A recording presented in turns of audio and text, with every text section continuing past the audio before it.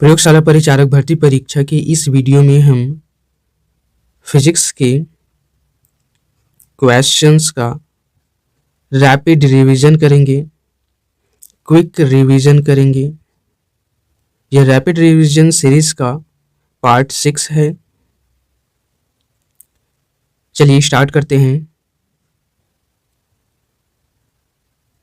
पहला प्रश्न है, कण द्वारा तय किए गए पथ की प्रकृति निम्न में से किसके द्वारा की जा सकती है? एक कण द्वारा तय किए गए पथ की प्रकृति निम्न में से किसके द्वारा तय की जा सकती है पूछा गया है। ठीक है, दिए गए ऑप्शन हैं चाल, वेग, त्वरण या वेग और त्वरण दोनों द्वारा। ठीक है, तो इसका आंसर क्या होगा?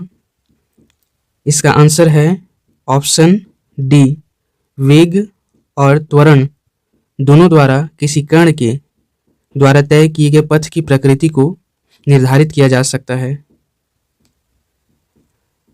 अगला प्रश्न है, निम्नलिखित उदाहरणों में से किसमें एक एथलीट का त्वरित वेग अधिकतम होता है? इन दिए गए उदाहरणों में से किसमें एथलीट का त्वरित वेग अधिकतम होगा पूछा गया है।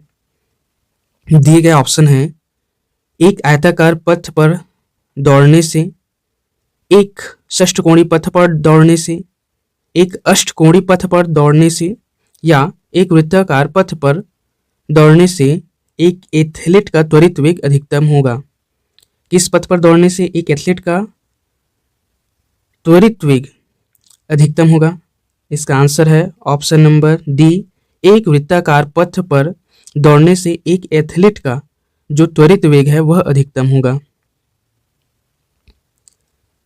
अगले प्रश्न पर आते हैं। अगला प्रश्न क्या है?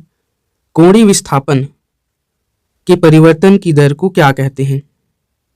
कोणीय विस्थापन के परिवर्तन की दर को कोणीय वेग कहा जाता है। ऑप्शन डी इस प्रश्न का सही आंसर है। अगला प्रश्न है, समान द्रव्यमान के दो पिंड, ठीक है, ये क्या है? ये एच है यहाँ।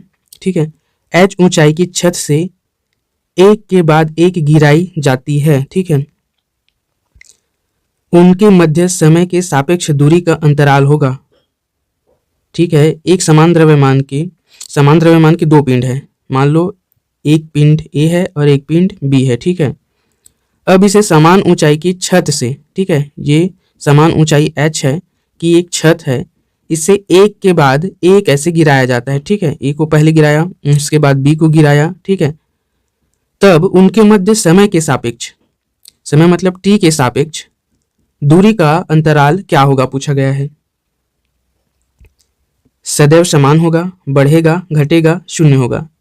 क्या होगा दूरी का अंतराल समय के सापेक्ष? ठीक है, इसका आंसर है सदैव बढ़ेगा।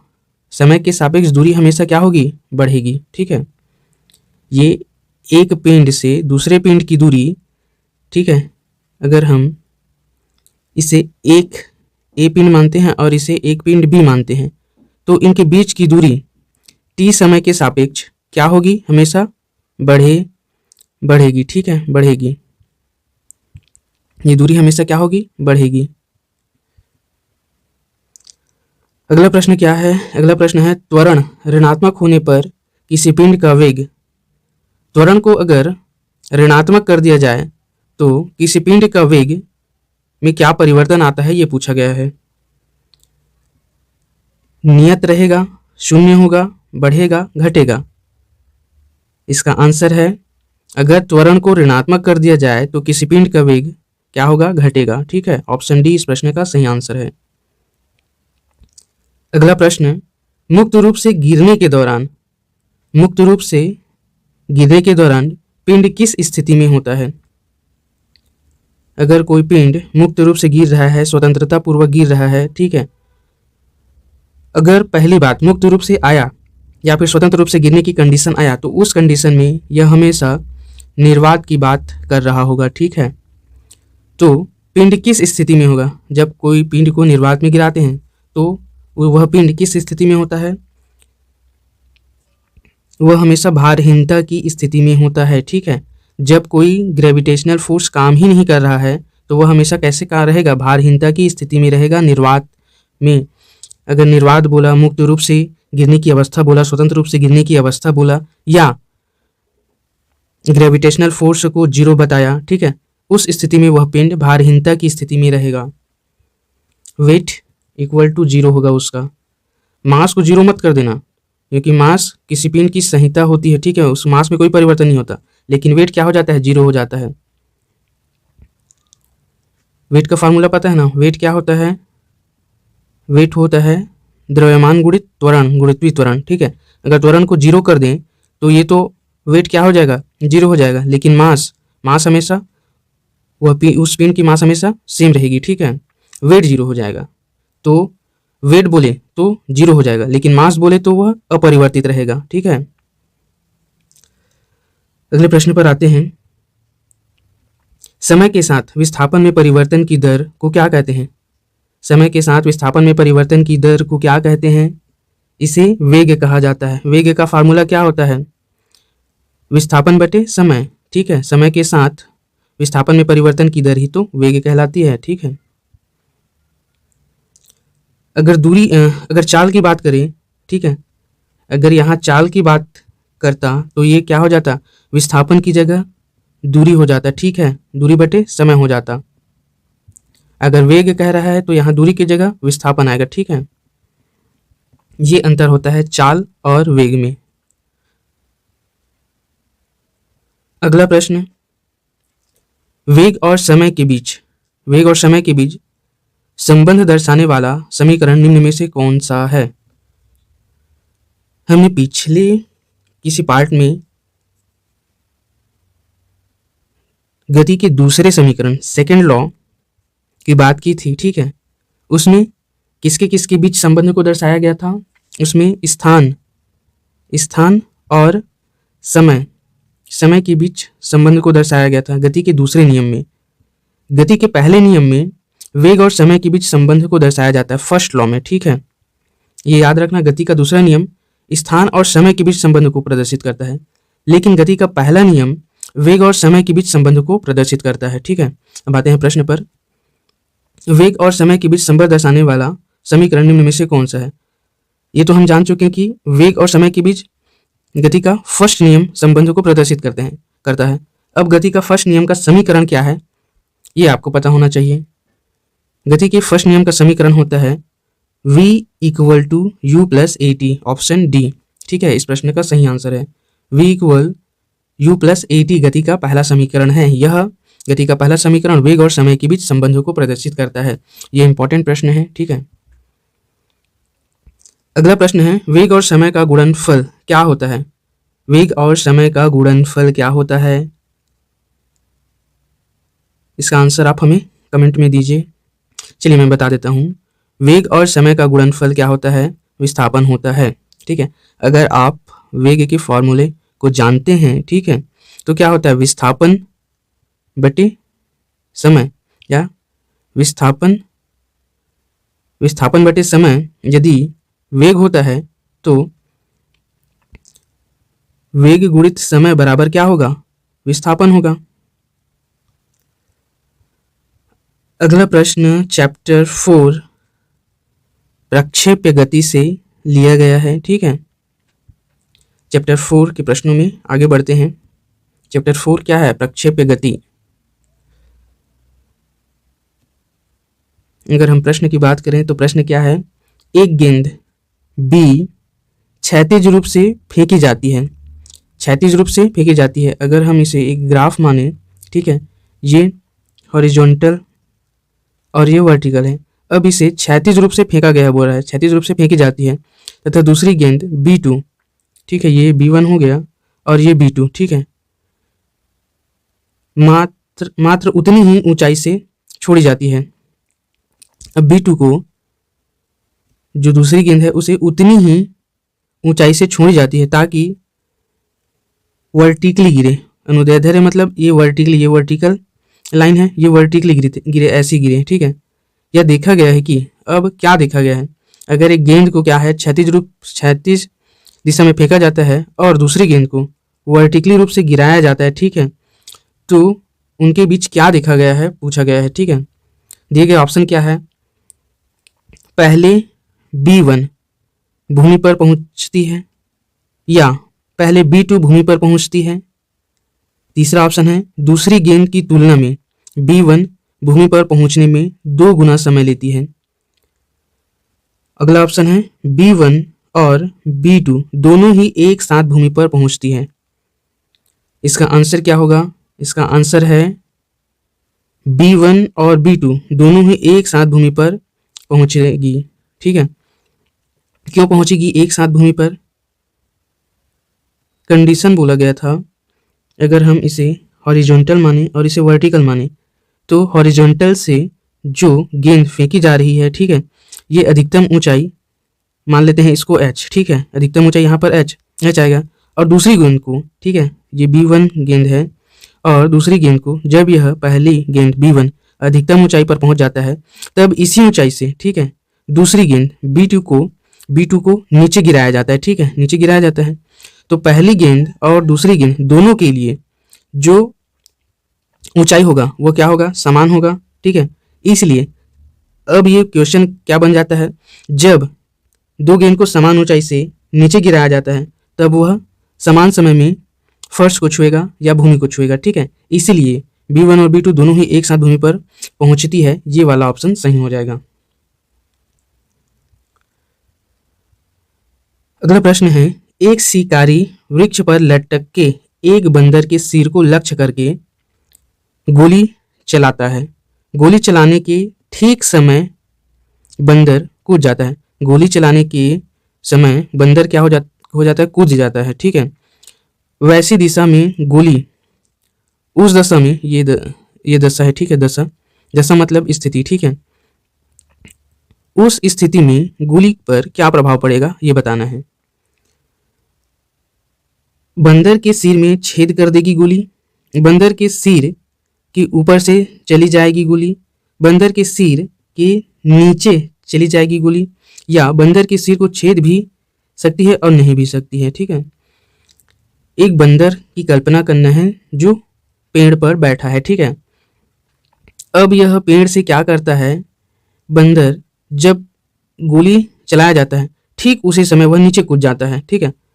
तब गोली की स्थिति क्या होगी इस ऑप्शन में सेलेक्ट करना है। तो इसका आंसर क्या होगा? बंदर के सिर में छेद कर देगी गोली। बंदर के सिर में छेद क्यों करेगी गोली?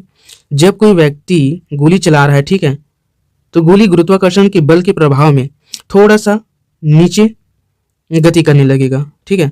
अब उसी समय ये बंदर क्या कर देता है? नीचे कूद जाता है। मतलब ये बंदर भी थोड़ा नीचे आ गया, ये गोली भी थोड़ा नीचे झुक गया जब उसे चलाया गया गुरुत्वाकर्षण के प्रभाव से, और उसी समय बंदर भी नीचे कूद गया। इस वजह से ये गोली इस बंदर को हिट कर जाएगी, ठीक है। यदि बंदर यहाँ से नहीं कूदता तो ये गोली बंदर के नीचे से होकर चली जाती। बंदर ने गलती कर दी कूद कर, ठीक है। तो इसका आंसर क्या होगा? बंदर के सिर में छेद कर देगी गोली। अगला प्रश्न है, एक गेंद को क्षैतिज से किस कोण पर फेंके कि वह अधिकतम क्षैतिज दूरी तय करे। इसका आंसर है ऑप्शन ए। जब हम किसी वस्तु को क्षैतिज से, ये हॉरिजॉन्टल लाइन है, क्षैतिज से, ठीक है, क्षैतिज से 45 डिग्री के कोण पर क्या करते हैं? फेंकते हैं, ठीक है। तो उस स्थिति में वह ऑब्जेक्ट या गेंद अधिकतम ऊंचाई को प्राप्त करता है, ठीक है।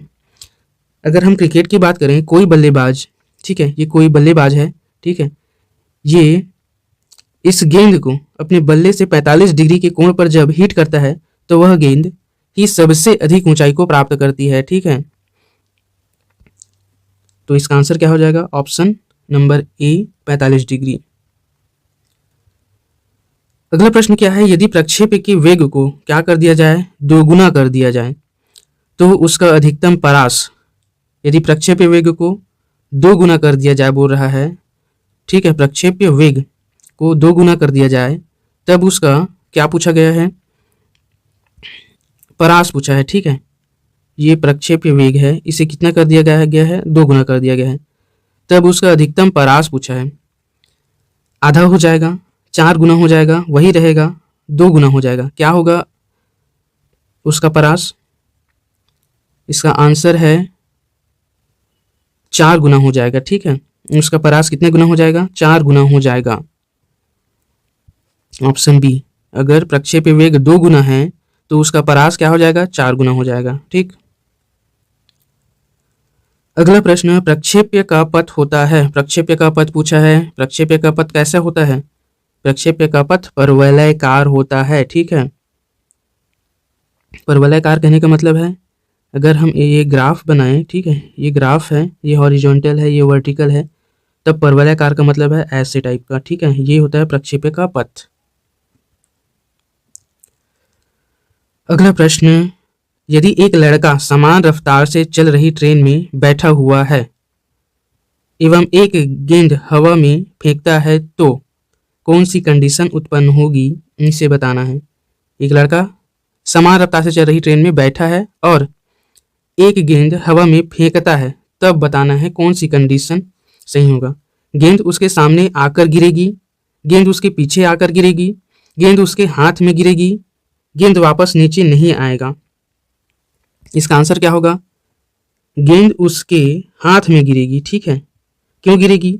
क्योंकि ट्रेन समान रफ्तार से, ये ट्रेन है, ये समान रफ्तार से क्या हो रहा है? चल रहा है। और यहाँ पर ये लड़का बैठा है, वो इस ट्रेन के सापेक्ष समान गति से ट्रेवल कर रहा है, ठीक है। क्योंकि ये ट्रेन पर बैठा है और ट्रेन जितनी गति से मूव कर रहा है उतनी गति से लड़का भी मूव कर रहा है, ठीक है। अब इस कंडीशन में यह एक गेंद को क्या करता है? उछालता है, ठीक है। तो गेंद भी सामान्य स्थिति में, ठीक है, इसके समानांतर ही गेंद भी गति करेगा, ठीक है। तो वह गेंद वापस उस लड़के के हाथ में आ जाएगा, ठीक है। यहाँ पर सापेक्ष के नियम का पालन किया गया है, ठीक। अगला प्रश्न, कौन सा प्रोजेक्टाइल प्रक्षेप्य का उदाहरण है? कौन सा प्रोजेक्टाइल प्रक्षेप्य का उदाहरण है पूछा गया है। लंबी कूद में दौड़ना, जमीन पर पुश की हुई गेंद को रोकना, हवा में फेंकी हुई गेंद या कबड्डी में आक्रमण करना। इसका आंसर क्या होगा? इसका आंसर है हवा में फेंकी हुई गेंद प्रक्षेप्य का उदाहरण है, प्रक्षेप्य, ठीक है। किसी मिसाइल को जब लॉन्च किया जाता है, ठीक है, ये एक मिसाइल है, जब इसे लॉन्च किया जाता है तो ये लॉन्च क्या कहलाता है? प्रक्षेप्य कहलाता है, ठीक है। तो हवा में फेंकी हुई गेंद क्या कहलाएगा? प्रक्षेप्य कहलाता है या प्रोजेक्टाइल मोशन कहलाता है। अगला प्रश्न है, एक स्थूलता के 2 पिंडों को एक ही समय पर समान गति से एक मीनार की चोटी से फेंका जाता है। एक पिंड x ऊर्ध्व रूप से नीचे फेंका गया व दूसरा पिंड y समतल से फेंका गया, तो इन ऑप्शन में से बताना है क्या सही होगा। अब प्रश्न की थोड़ा सा एक्सप्लेनेशन देखते हैं। प्रश्न क्या है, मान लेते हैं ये वर्टिकल अक्ष है और ये हॉरिजॉन्टल अक्ष है, ठीक है। अब एक पिंड, ये जो एक पिंड है इसे हम x, ये प्रश्न में x दिया है इस पिंड को, और इस पिंड को y नाम दिया है।